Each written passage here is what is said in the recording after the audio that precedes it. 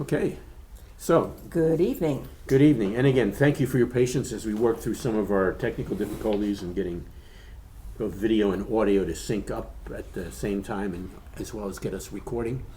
So, having gotten started, let's talk to God and launch formally. Thanks, Father, for this opportunity to be together yet again and to look at some things that are issues and subjects that are relevant to our daily lives with you, particularly in a Jewish setting. We're grateful for those who have joined with us and those who will join with us later. We ask for clarity in presentation, good communication, but also good understanding on all of our parts in such a way that we can integrate that which we are looking at, integrate it into our lives in such a way that we will more effectively express your life before others so that we can demonstrate the reality and the relevance of a life with Yeshua, and particularly from a Jewish perspective. For this we're grateful because of Yeshua. Amen. Okay, now, here's the deal. We got this many questions That'd be this week.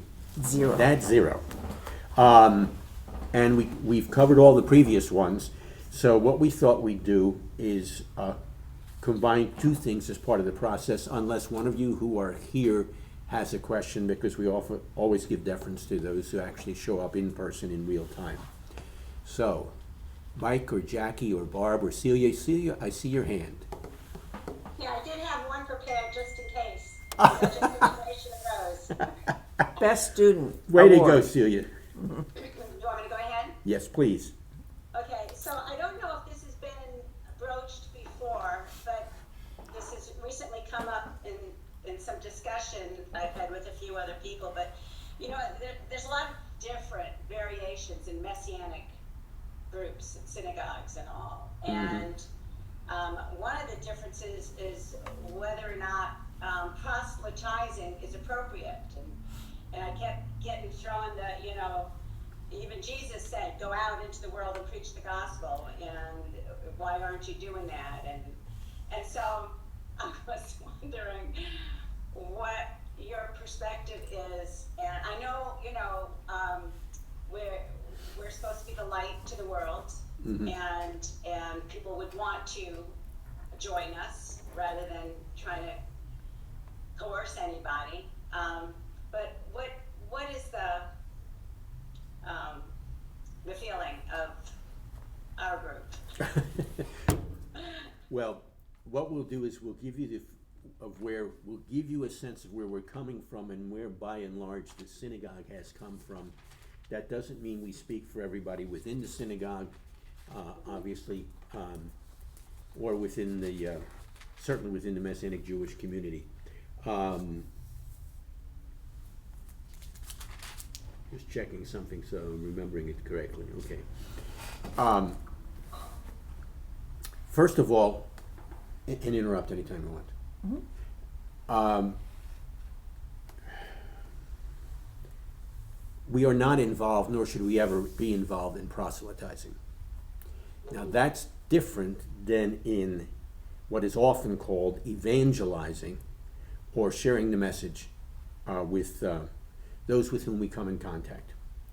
Now, from my perspective, and Patrice can fill this in or shift gears a little here as well, I want to put forward just two things to start this discussion.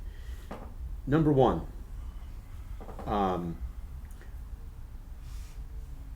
we are not to be, no, I won't even go down that route.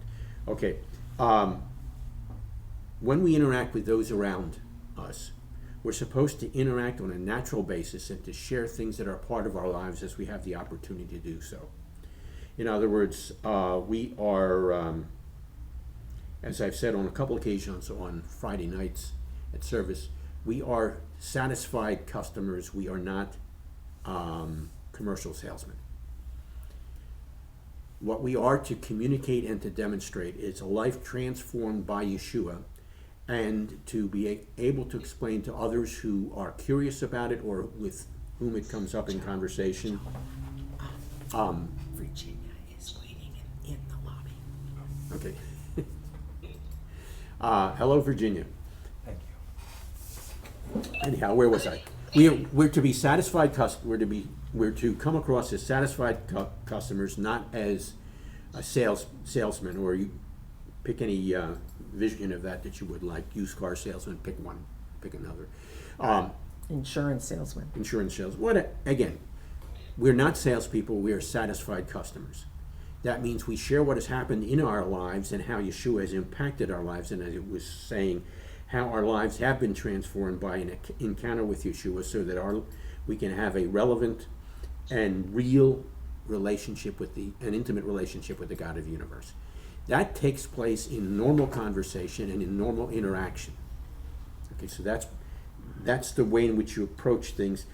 Part one. Part two, the role of a synagogue is such that it's a place where people gather together to worship and to experience God in a communal setting.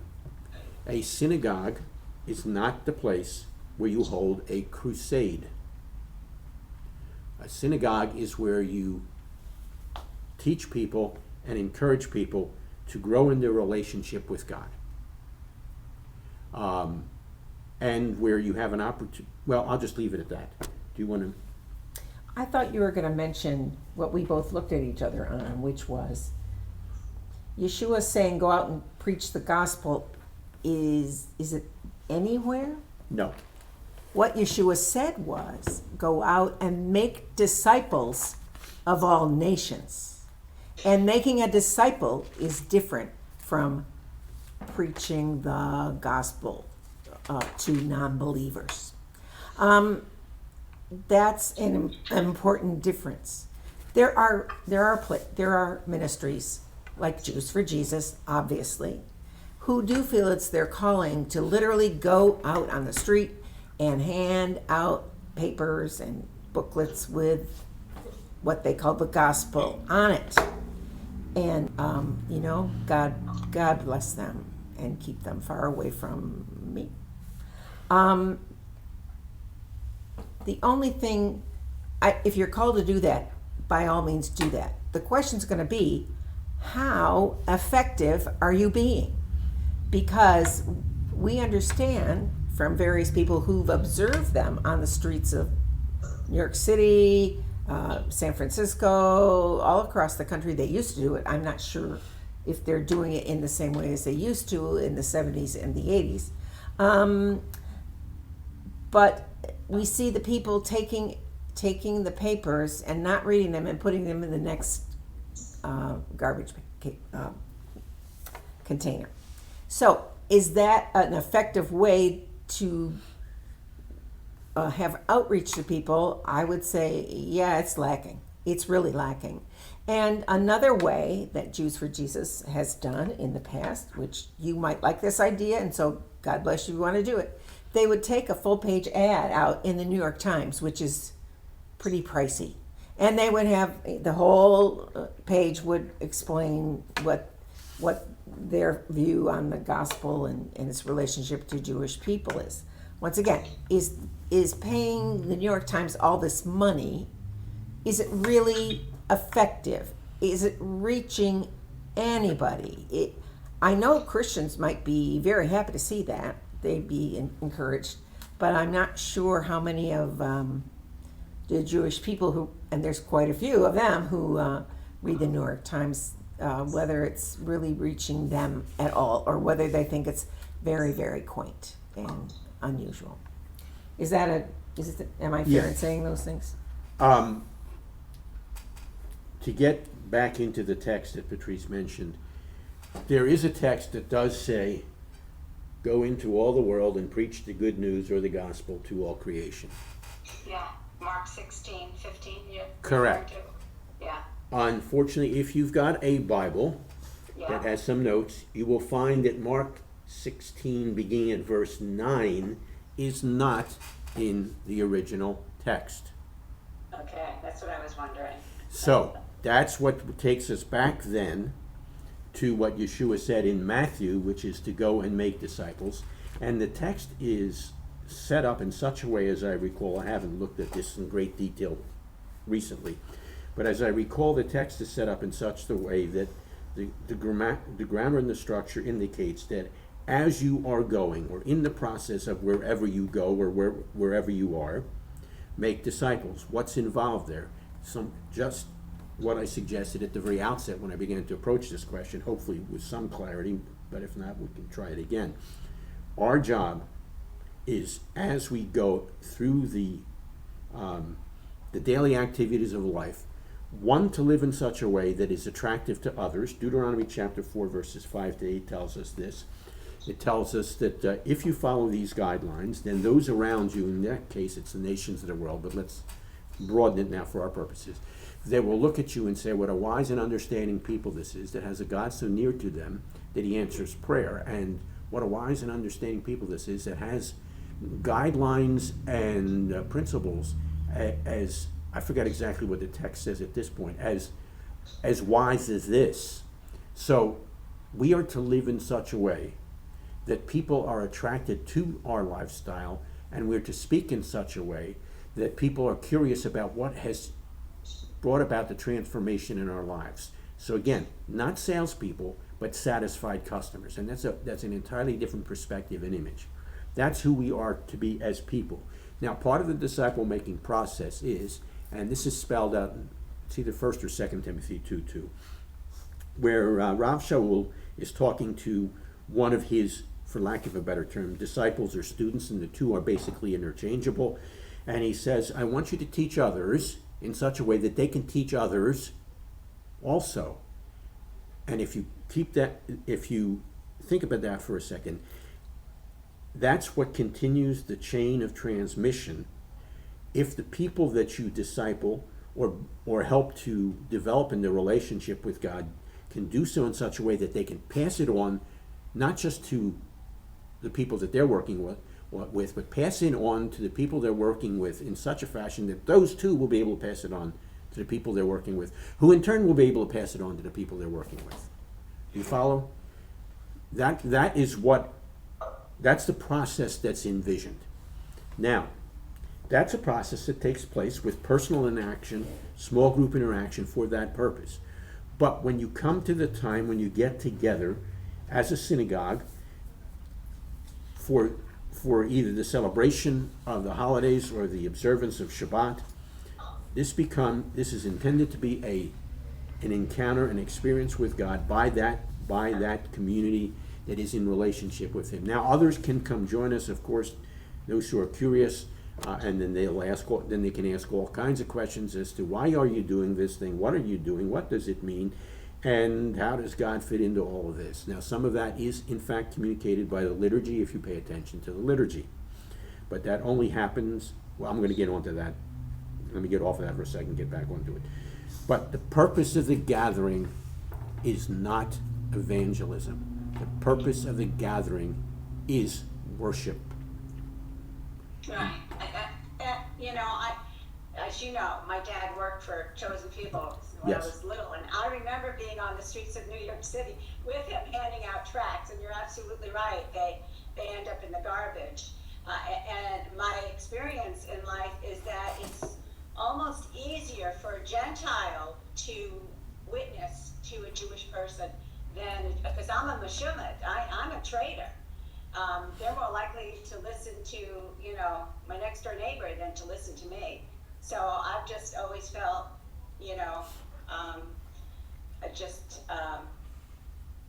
through conversation that naturally happens, sharing when I'm asked, which tends to happen that way.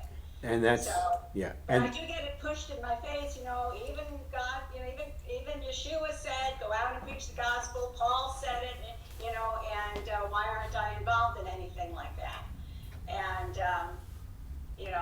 but you're saying it's kind of a misinterpretation in that Mark 16:15 in particular. it's not a misinterpretation, it's just that text is not found. Let's put it this way, Mark did not write that text. Okay. Period. Okay. So it's not an interpretation issue. It wasn't in the original. That is That's correct. correct. Okay. All right. Just like Johnny. And again, so the role within the synagogue setting is to do what Deuteronomy 4:5-8 indicates, and that is to demonstrate and display what it looks like to be in a relationship with God, to experiencing Him in this special way that is called Shabbat, and to do so within a community that for whom this is central. Now, here's what should happen along with that. That doesn't mean you shouldn't invite people to come join us for a service. Of course you should. People there are all kinds of people who get curious or who are actually searching, and these are the people who are how should we put it?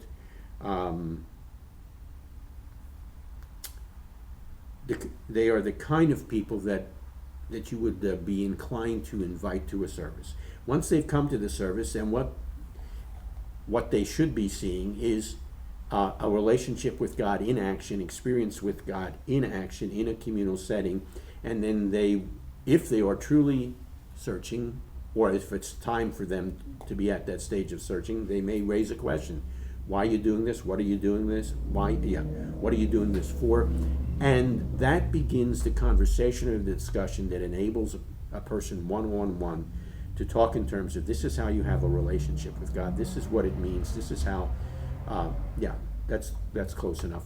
And in fact, through the years of our existence here in our particular synagogue, that's the way in which people, particularly Jewish people, have come into an experience of relationship with God through Yeshua. It's having been brought by someone because either they were curious or the person who brought them said, hey, why don't you come on and join us here? And they were at least nice enough to come and participate in a service, and then they raise questions, and then they raise questions about not only relationship with God, but how Yeshua fits into all that. And as you answer those questions, you can take them step by step into a relationship with God. We have a variety of tools that we use when we interact with people. One of the things that we wrote decades ago, literally, something called L'chaim, where in a little booklet fashion, you can take a person who's interested through step by step by step by step by step. I think I got 5 of them because there's 5 in there, as to how to come into relationship with God through Yeshua. And the booklet L'chaim is taken directly, the scripture texts are taken directly from a Jewish translation of the scriptures. So it's done from within a completely Jewish context to demonstrate that this is a Jewish thing to do. Is that on the Menorah website? Yeah. Okay. And we also have, if I remember right, this also on the table in the foyer in the synagogue. But again, that's not intended to be passed out to everybody you meet. It's intended to take the person who's asked the question through a process that can help answer that question. Is that at all clear? What I've been saying?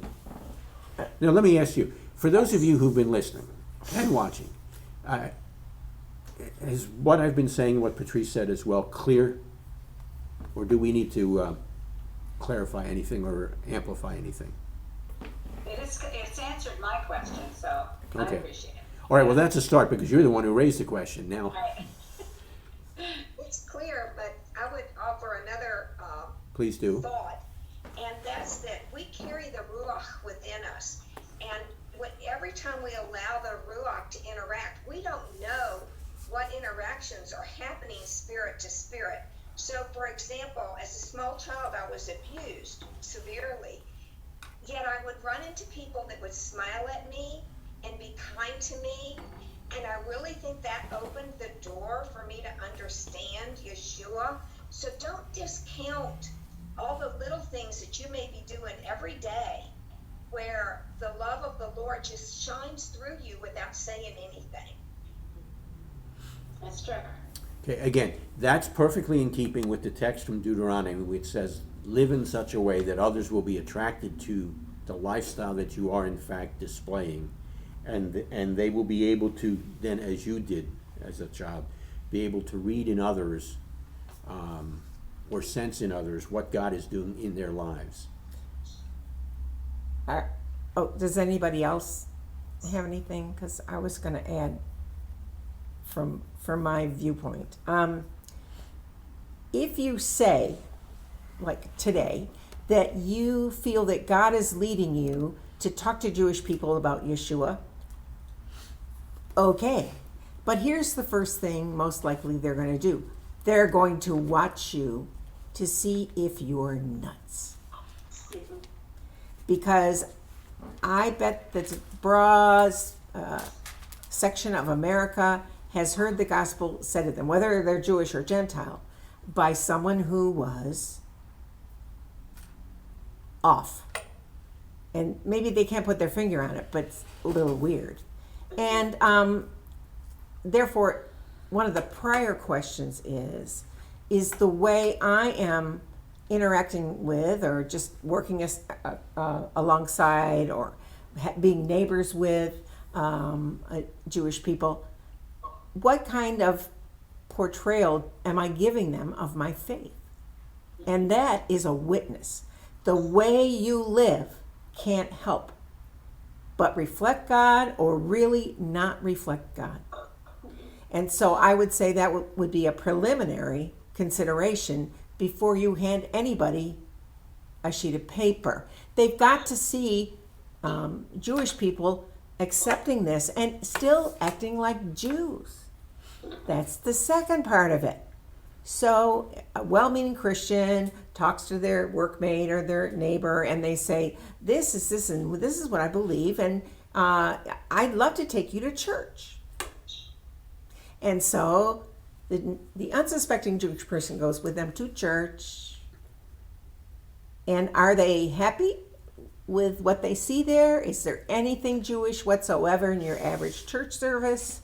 Anything they can hold on to that says this is something Jewish people would be happy to do? Once again, if there's a church such as this, and they do exist actually, they exist in Israel, where the Baptist church in Jerusalem is way more Jewish than any Baptist church you've ever been to. And more Jewish than some of the Messianic congregations in Israel. Correct. Many Messianic. So that's another thing to consider. A third thing to consider is culture is very important to American Jews. Your culture is extremely important to American Jewish people. If in any way they sense that a church or a Christian does not approve of things that they do in their Jewish lifestyle, you've just lost them. Because they do not, by and large, not 100%, nothing is 100%. By and large, Jewish people today do not want to become Christians. Why would we say that? That's just, well, that's mean and terrible and awful. Haven't they met any nice Christians? Maybe they have, maybe they haven't. But here's what we know. Along with taking your friend, your Jewish friend, to a church where there's going to be very, very little that speaks to them, seems to be Jewish to them. In fact, it will all be it won't be anti-Jewish sometimes. It'll be non-Jewish. It'll be a very big blank there as far as how Jewish people fit in to this meeting that I'm in. It's those Christians who basically say, now you used to be Jewish and now you're no longer Jewish. Congratulations. So now you're a Christian. Isn't that nice? You'll enjoy that. They do not want that. They don't want that. They would like, if they knew him, to know Yeshua. They would like probably to know and read for themselves what's in the scriptures. They do not want to become a Christian. If you start with that premise, then it's just gonna, like a rocket ship, or will just fall to the ground. I just was watching World War II documentary, and The plane will come out of the sky and just crash into the ocean. Is that fair enough what I'm saying? And Yeah. that's an added issue. Just walking down the street, there's no way of knowing usually whether a person that's coming towards you is Jewish or not Jewish, unless they're wearing, obviously, like John wears his kippah, and you have more Orthodox Jews in other areas of the country. We really don't have that many here. You don't know. And so, but once you learn that somebody is Jewish, it would behoove us to speak in a way that would be attractive to Jewish people and would show them that Christians can understand Jewish people and what they really want. Okay, two, I guess I'll call them examples or illustrations popped into my mind as Patrice was talking. One, when we've had the opportunity, in some years we get many more opportunities than others, of speaking in churches, I will, before I close out what I'm saying, I will often challenge the people there as to how they can be more effectively involved with us. I will say, look, here's what you need to do. If you've got a Jewish friend or acquaintance, someone with whom you have any kind of a relationship, whether it's a personal relationship or a working relationship or whatever, but with someone with whom you are in relationship, here's a suggestion. Come visit us some Friday night for our services. And then go back and share your experience with your Jewish friend and say, you'll never guess where I was, and here's where I was, and here's what I went through. Why don't you come along and see what this is all about? And sometimes they will, sometimes they won't. Now, when they come along, our intention is that they enter into a Jewish experience of worship. Now, it is distinctly Messianic Jewish, but it is also very clearly Jewish. I will give you just two of the many examples that we've experienced. There was a fellow who, early on when we moved into this particular building, brought along his father. And his father was a retired conservative cantor. And his father loved coming to our services because he felt very much at home in our services, because because for him it was a very Jewish experience. Another person who came our direction, and this has happened on a couple occasions, happened to mention to me afterwards. I'm gonna try to get their phrasing correct here. This has been a meaningful, deeply spiritual worship experience for me. That's exactly what we want to be able to communicate for people who come to visit us. And then if, as Barbara suggested, if the Spirit of God is working in their lives in that special way that is in process of drawing them, then they will come on a more regular basis. And as a result, a number of people have, after coming as non-Messianic Jews, become Messianic Jews just in the process of being with us. Now, they will not hear what is often called in church circles an altar call. They will not hear an invitation, please come forward and please stand up, come forward and accept Jesus as the Christ. That's not going to happen in our synagogue, but that's not the purpose of the synagogue. That is very much more in keeping with being salespeople rather than transformed customers. Here's what's expected to take place in the synagogue. What is expected to take place is what I quoted Moses as saying in Deuteronomy. What's expected to take place in the synagogue is what, and now I'm going to quote a rabbi, what a rabbi said as to how a synagogue should function. You will find it in Ephesians chapter 4. He says these giftings, that he's talking about the giftings, are to prepare God's people. Where do you find God's people? In a synagogue, for works of service, so that the body may be built up, or the community may be built up, until we all reach unity in the faith and in the knowledge of God the Son, and become mature, attaining to the whole measure of the fullness of the Messiah. That's what the purpose of the synagogue is all about.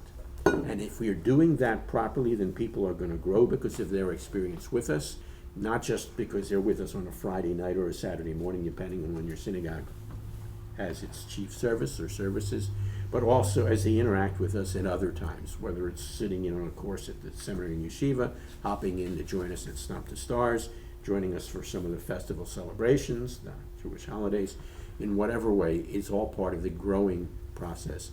And the good part of that is as the people within our community interact with others and share their experience with others, whether it's sharing with them how they're growing in their relationship with God or simply inviting them to come and join us for some Shabbat experience that might become an entryway into relationship with God. The other illustration that came to mind was one that took place, I'm going to guess it may be, if not 30 years ago, almost 30 years ago. We were invited to join our good friend, Rabbi Dr. Michael Schiffman, to do some teaching in the Ukraine. And we were in this little village. A small town. It was a small town. You could have stuck Reb Tevye from Fiddler on the Roof into that place and he'd have been very much at home. Mm-hmm. I happened to be asked to speak at the Shabbat morning service, and then afterwards we had a Shabbat meal, and there was some people from the community who'd been invited to join us for that as well. And this one couple wasn't there for the service, but came in afterwards for the meal. A younger couple, I'm going to guess they were probably in their mid-20s. And when they came, what they did is often traditionally done before eating a meal. You could see they went off into the corner, they offered some prayers from a Siddur, a prayer book, washed their hands before eating. It's all part of the traditional process. And they were looking for a place to sit down. And we were sitting with Michael, and Michael noticed them, and he waved to them and asked them to sit down with us. And here's what Michael said. Michael said, I can tell from the way in which you have been acting, and just from, he said, I can tell. This was all translated by me into Ukrainian. I can tell that you have a relationship with God that you're serious about. And they said yes, they were. And then Michael asked that very excellent question. Would you like to get to know how to have an even more personal relationship with God? And they said yes. And so the conversation then started. But it came as a result of an interaction over a lunch table where Michael just reached out and started a conversation with him based on what he had seen going on in their lives. So hopefully the things that I've just shared by way of illustration are helpful as to this whole process and its relationship both within the synagogue and outside the synagogue. Did we get that covered fairly well? Yeah. I was going to say, have we covered it as much as we need to have it covered? Is everybody copacetic about things? Because we could go on and tell you all sorts of different stories, but maybe you don't want. That was great. I appreciate it. Thank you so much. It's good, Celia. Let us know. Let us know how things are going. Jackie or Mike, anything coming from you? All right. Any other questions coming from, as they say, the audience? Either based on what we've covered or just off the top of your head or what you've been thinking. All right. Then I'm going to do something I was going to do regardless of where we went with this particular session this evening, and that is to give you, if you would have it, a reading assignment. Not really.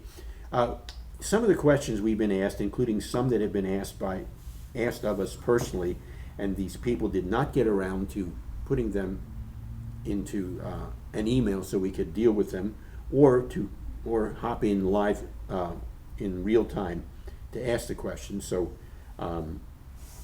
I'm not going to answer those questions, because if you want those questions answered, if you catch us later, then join us in real time or send an email out. But there are questions related to various biblical texts and various sometimes problem texts. So what I did several weeks ago is I put together a very short bibliography of books I'm going to mention to you that you can read, that you can research if you are dealing with some of these kinds of questions about biblical texts that are difficult to understand or you're not sure of the implication. They're going to come from two different authors, both of whom we studied under and both of whom became personal friends, not just mentors. Unfortunately, one has now graduated to an even higher institution of learning, the heavenly one. The yeshiva in the sky. The yeshiva in the sky, which, by the way, is one of the rabbinic understandings of what heaven's all about.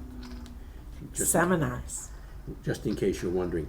Seminars. So I'm happy to go there. It'll be great. Okay. Yeah, this is a guy who, as we got to know him, was very, very impressive, as well as was quite personal.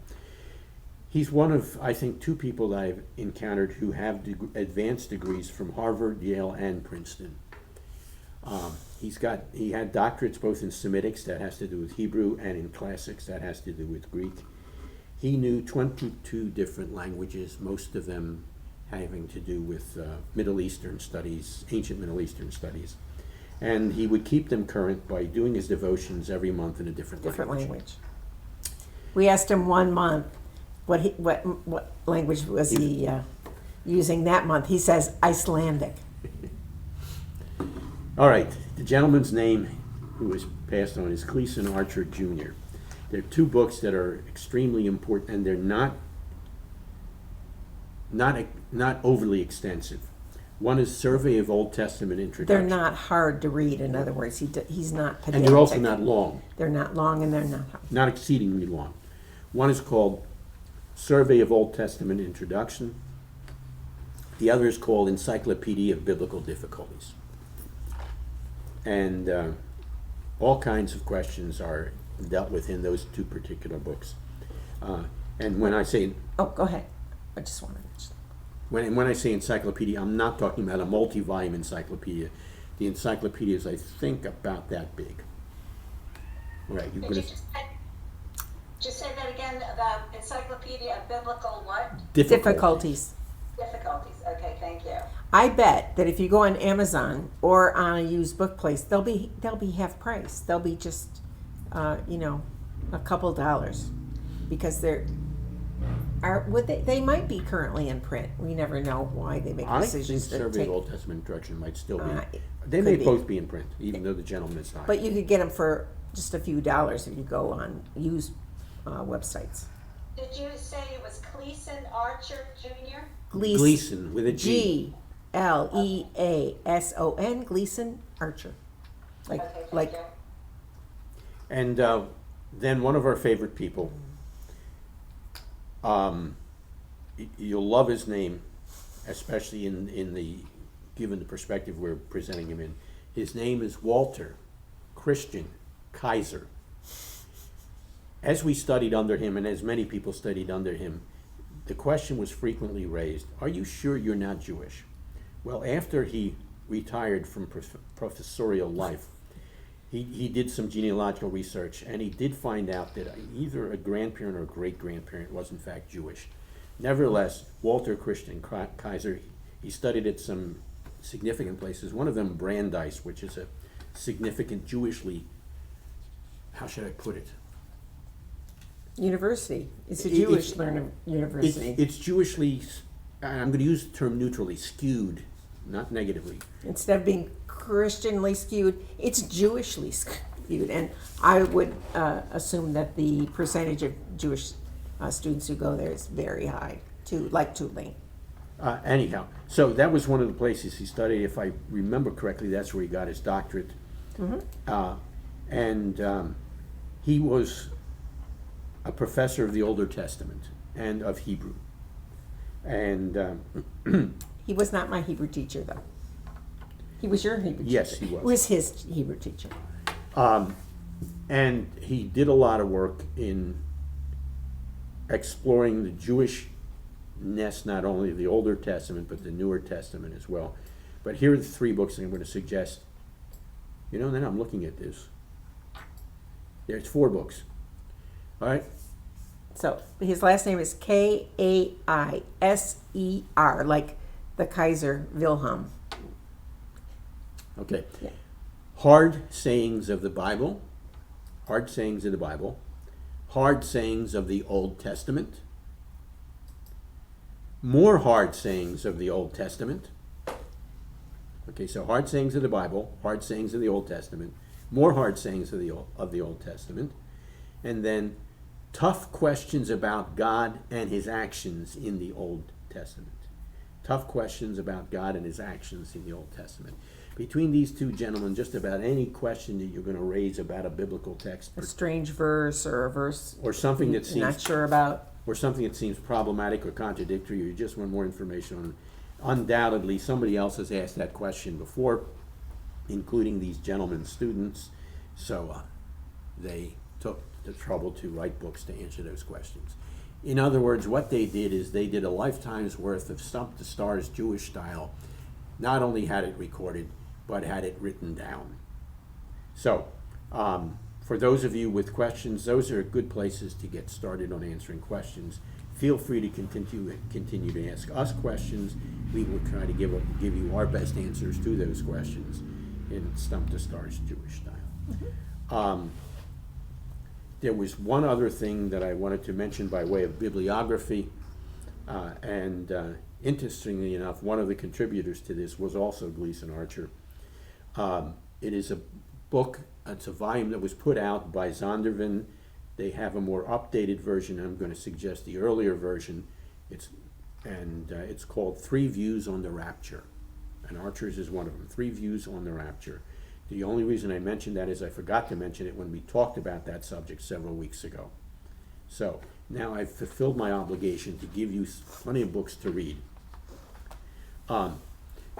Did we want to deal with one of the problematic texts that is misunderstood? Yeah. Or do you want to deal with one of these? Well, it's up to you. No, it's up to you. Doesn't matter. Doesn't make any difference to me.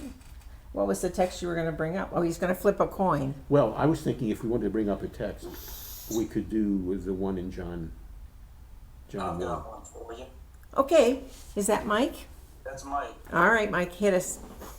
And I just moved my screen here, but in Acts 7, Stephen refers to land that Abraham purchased for a tomb that the patriarchs and Joseph were buried in. And I can't find any reference in the Old Testament in the Torah that mentions Abraham ever buying anything in Shechem. Is that a name issue or something like that? While I find the text in Genesis that is being referred to, would you describe that particular location as it is now? It's, wait a minute. The one It just popped out of my head. right outside it, in Hebron. Thank you. In Hebron, or how you might pronounce it, Hebron, Hebron, but it's really Hebron. You can go there today. Be sure to go with an Arab guide, because you'll need that. And you can see you can't see the caves. They're under the building, but they have a building dedicated to the 3 patriarchs and 3 of their wives. In other words, you've got Abraham and Sarah, and they have a cenotaph. So it is a Muslim-based, but it's a marble. I don't know how to say this. It looks like half of a ho-ho. So you would put it. I've been to Hebron. Okay, and that's where the. Thankfully, Yeah. when Israel was still in control and it was a little easier to tour. Yeah. But my question was in Acts, I think let me get it right here. It's chapter 7, verse 16. And they carried to Shechem and laid in the tomb that Abraham had bought for a sum of money from the sons of Hamor in Shechem. And I can't find any place where Abraham bought anything in Shechem. Shechem's quite a distance from Hebron. Yeah. Yes. What do you got there? You're reading. Okay, just to fill those who have not been to Hebron, Yeah. finish describing Okay. the place. So it's a big marble building, and in one corner they have Abraham and Sarah. In a different corner they have Isaac and his lovely wife Rebecca, correct? And in another corner they have Jacob, but only one of his wives. Which wife do you think got to be buried with Jacob, according to the building in Hebron? Leah. Leah is there. Where is Rachel? On the road to Bethlehem. She is, and you can visit her tomb, which is right there when you have to cross over from Israel into official Palestinian state, and that's been for like 25 years now. And you can go there, and it has the same marble structure over where you presume the body would be. And there's a lot of women in there. Did you get to go to see Rachel's tomb, Mike, when you were there? Yes, I did. It was a much smaller, Right. structure back then than it is today. I since I am not sure when you went, and I'm not sure how that. I was there in 1984. That's about the first time we were there, but I think probably the last time I saw Rachel's tomb was maybe 10 years later. So I don't know what you consider small. I thought that was small because there's just one body in this. However, it's surrounded, and women buzz in and out of this place. So you hardly see any men at all. And when you go in the place, not only do you see the centigraph, you see red string has been wound all around that her grave marker. Just miles and miles of red string, and you see some women are miles and miles of red string putting more string on it. That would be why would women be there and they would be wrapping string around this place? Anybody? No ideas. All right. So what is Rachel? I keep hitting the wrong button. It's something to do with fertility or something because of the patriarchs. I remember what you said. The women did go there, and there was a reason, and I don't know whether it was something to do with birthing or something of that nature. Either the mothers or the grandmothers, they want to have a baby.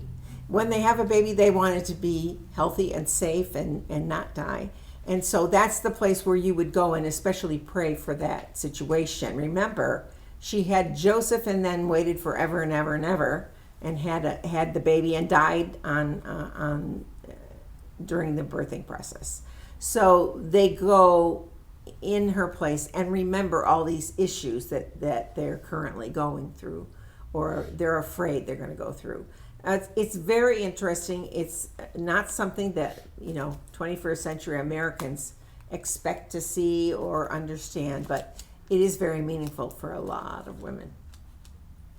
Are you ready to regale us? Okay. All right.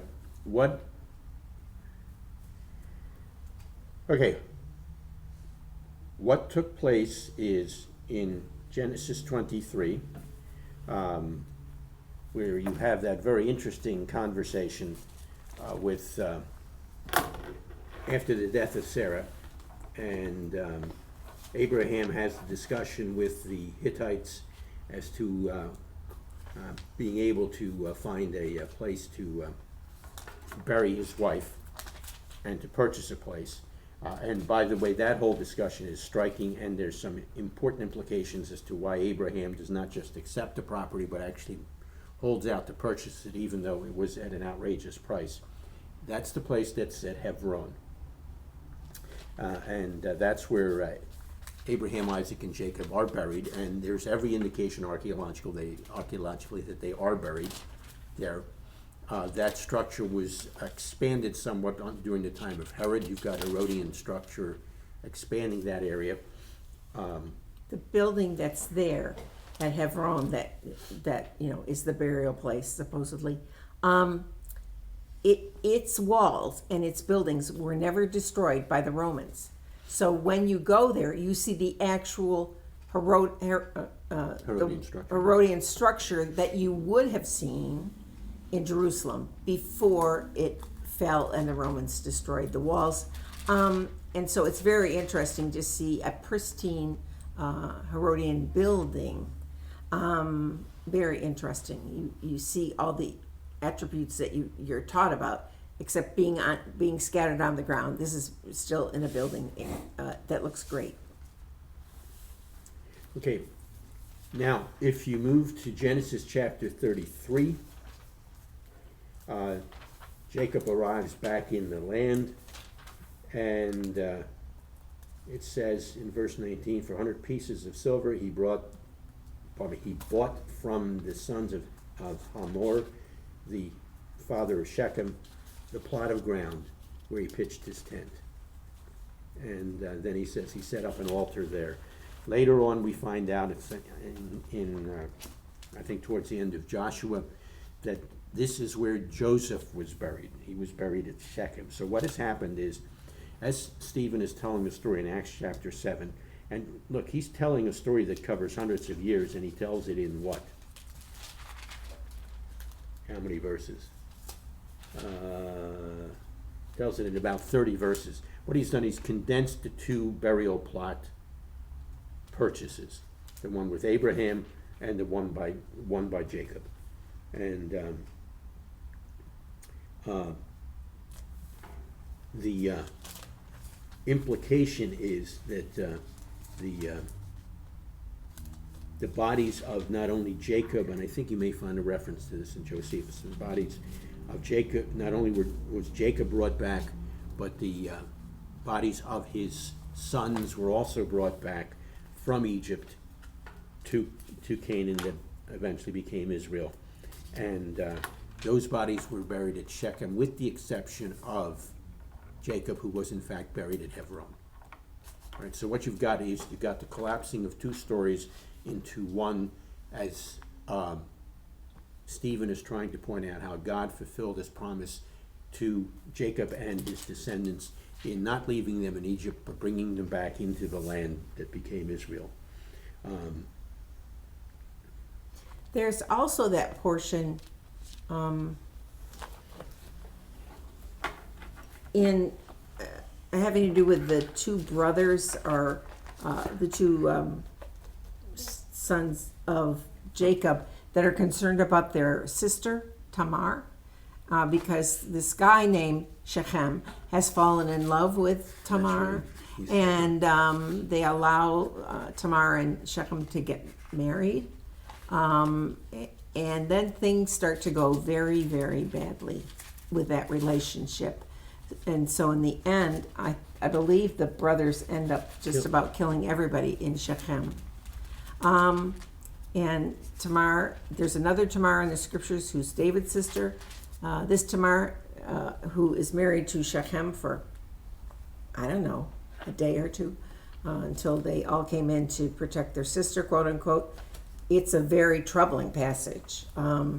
It has been explained to me, but I fail to remember exactly what this satisfying explanation was. And she just had a horrible life. So she was given in marriage, and then all her husband's family was killed. And it's unclear exactly why. But you will undoubtedly find it in one of Kaiser's books, because Kaiser has in fact dealt with that, as I remember. All right, just so you get the text, Joshua chapter 24 is the last paragraph or two from Joshua. And it says, in Joseph's bones, verse 32, which the Israelites had brought up from Egypt, were buried at Shechem in the tract of land that Jacob bought for 100 pieces of silver from the sons of Hamor, the father of Shechem. And this became the inheritance of Joseph's descendants. And if you want to go see it today, his burial place, you can. You can go to Shechem, take an Arab guide with you, and he will take you to the place that is designated as Jacob's final resting. Joseph's final resting place there. It is a somewhat holy place to Jews and Christians, and Muslims have good feelings about that too. So that is possible. Shechem itself is fascinating. The word itself means shoulders. So, and it's between Mount Ebal and Mount Gerizim. Remember Mount Ebal and Mount Gerizim? Where, before they entered the land, the two mountains, the one, people would get on one mountain and shout over to the other ones. So it was like an amphitheater. And you can see that when you're at Shechem. Yeah. Do you want to point it out on the map? No, it's Okay. not worth it. Okay.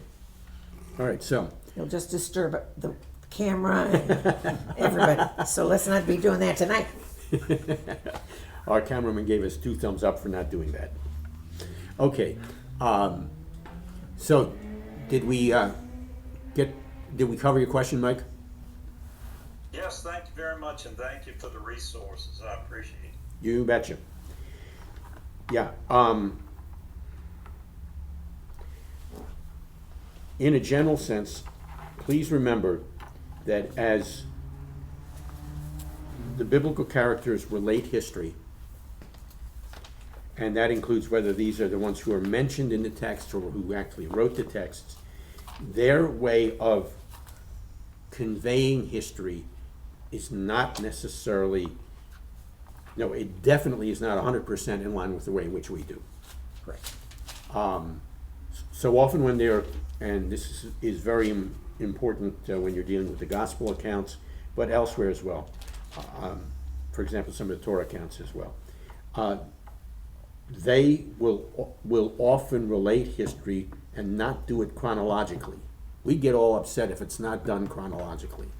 They didn't do it that way. They didn't care. It's not that they did it inaccurately. They did it absolutely accurately, but they did not do it chronologically in all cases. And in many cases, if we assumed it was done chronologically, we run into problems. This is sort of an example of that, in that in conveying history, Stephen has taken events that are chronologically separate but are topologically connected, and he's connected them for us. Every person who heard Stephen speak knew full well that Jacob is the one who purchased Shechem, and that's where Joseph was, and Abraham's the one who purchased the one in Hebron, and that's where Abraham, Isaac, and Jacob were. They all knew that, and they understood that this is what Stephen was referencing as he was putting the 2 stories together to make his broader point within that story. Is that fair enough? Yeah, Yes, very much. Good. they connect things by theme rather than by time. Yeah. And as we will find out and this is a blatant commercial, in the Roots 2 course in about 2 weeks, you will find that in the difference between the Semitic and Hellenistic worldviews is that one tended to be time-oriented, one tended to be event-oriented. Guess which is which. If you can't guess, then you definitely need to sit in on that class. And if you are nice enough, we may even let those who haven't paid for the class sit in on that one class, because we do that from time to time. So there you go. But Barbara, I will see you in that class. And I think, Celia, I will either see you on screen or in person in that class as well. So a couple of you will be here for that. So it's sort of a prelude and a commercial for that. Okay. Now can we get to some of these? Well, I just looked at the clock. Do we? It's up to you. Throw the curveball. Huh? Throw it. Throw it. Go I ahead. mean, we can cover these anytime because I believe we had this in our folder even before right. October 6th. All right.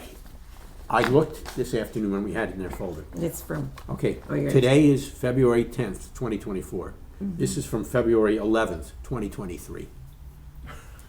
So this would have been a birthday this is presentation. because I saw it, I printed it out, I handed it to him and I said, we should go over this during Stump.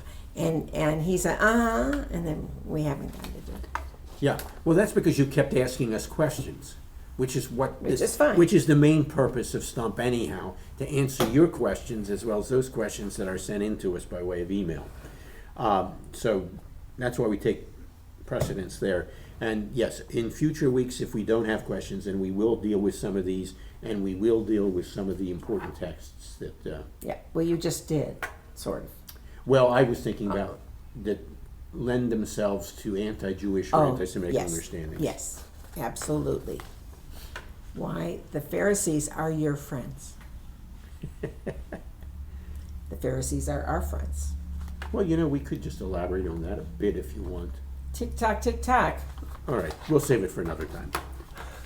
But every time you hear something bad about the Pharisees, in your mind, you have to counter it with, they were the Jews who were closest to understanding God's ways in the world.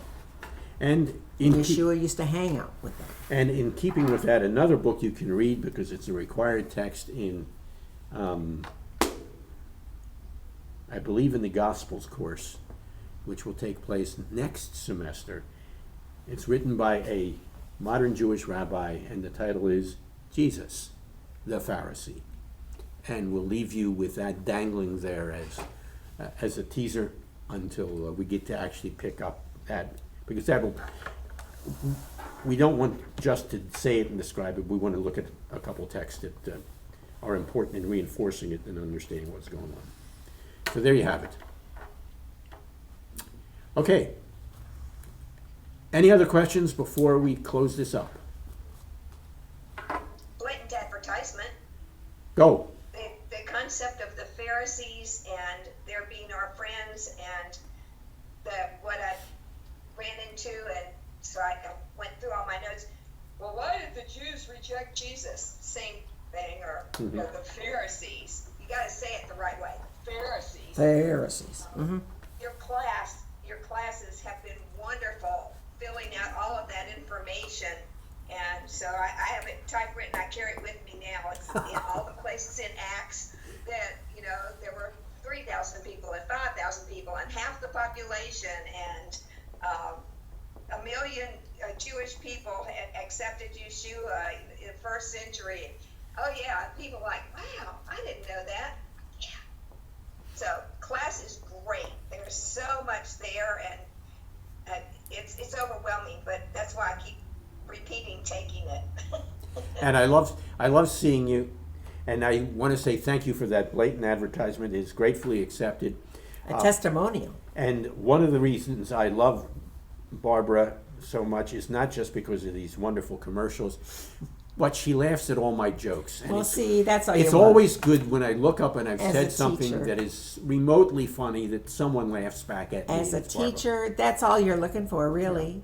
I sometimes I have to remind my classes, I go, these are the jokes, and I expect you to be laughing at them because, they don't get any better, but No. your job is to laugh so that I feel good. So again, thank you very much, Barbara, for that and for your presence in the classes. Now, I will say one other thing, and I haven't, since you mentioned that, and on our screen, our monitor, Celia's not right next to you. The last time, Celia, you were in class with me, we kept reflecting on, and you often brought this up, how often the text we were looking at was either related directly to the forthcoming parsha or the parsha from a week or two ago that was due to be read in the synagogue. And so since that time, every time I mention that in class, I get a picture of you. See you sitting right there saying, "Oh, did you?" Yes. True, that's true, yeah. So there we go. It's like those Twilight Zone moments.